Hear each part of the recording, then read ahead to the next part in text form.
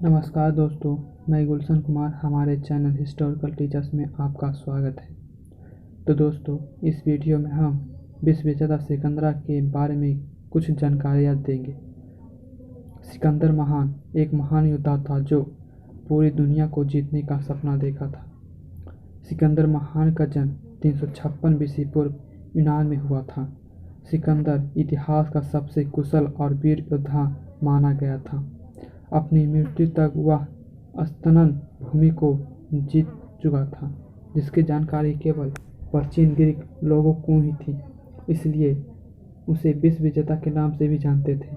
सिकंदर का पिता का नाम फिलिप द्वितीय एवं माता का नाम ओलंपिया था। सिकंदर अपने पिता के मृत्यु के बाद सम्राट बना। उस समय उसका उम्र महज केवल 20 वर्ष था।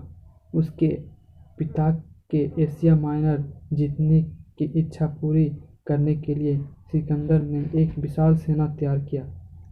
उसने बचपन से ही विश्व विजय होने की सपना देखा था। उस समय अरस्तु ने सिकंदर महान को शिक्षा दी थी।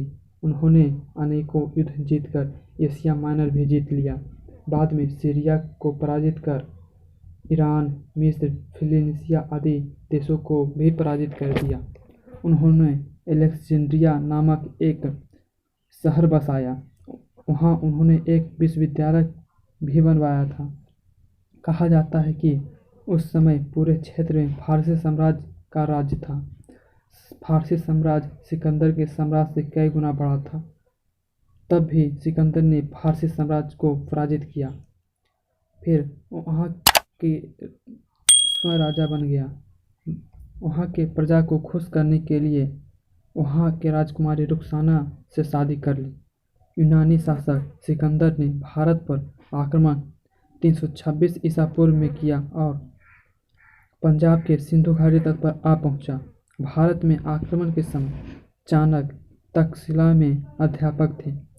तक्षशिला के राजा कामदेव ने सिकंदर के अधीनता स्वीकार कर ली। चाणक्य ने भारतीय संस्कृति को बचाने के लिए सभी राज्य के राजाओं को आग्रह किया कि वे सिकंदर से युद्ध करें, लेकिन कोई भी सिकंदर से युद्ध नहीं किया और तक्षशिला के देखा देखी सभी राजाओं ने सिकंदर का अधीनता स्वीकार कर लिया। वहाँ से सिकंदर ने भारत के पूर्वी राज्य की ओर बढ़ी। दुर्लभ और चेनर के बीच युद्ध हुआ। युद्ध में क्रूर पराजित हुआ। सिकंदर युद्ध से प्रभावित होकर पुनः राज्य लौटा दिया। उपहार में कुछ नए क्षेत्र भी दिए और वहाँ के राजा को अपना मित्र बना लिया। वहाँ से वह ब्यास नदी तक पहुँचा, परंतु वहाँ उसे वापस लौटना पड़ा। उसके सेना नंद शासक के विशाल सेना देखकर और ब्यास नदी को पार नहीं कर सका। तभी सिकंदर को पारस के विरोध का समाचार मिला। वह उसे दबाने के लिए वहां से लौट गया। 323 ईसा पूर्व में वह बेगुलन पहुंचा। वहां उसे एक बुखार ने जकड़ लिया, अतः 33 वर्ष के उम्र में सिकंदर का मृत्यु हो गया। केवल 10 वर्ष की अवधि में वह विशाल साम्राज्य स्थापित कर लिया था। उसमें यूनान और भारत के मध्य भाग शामिल था।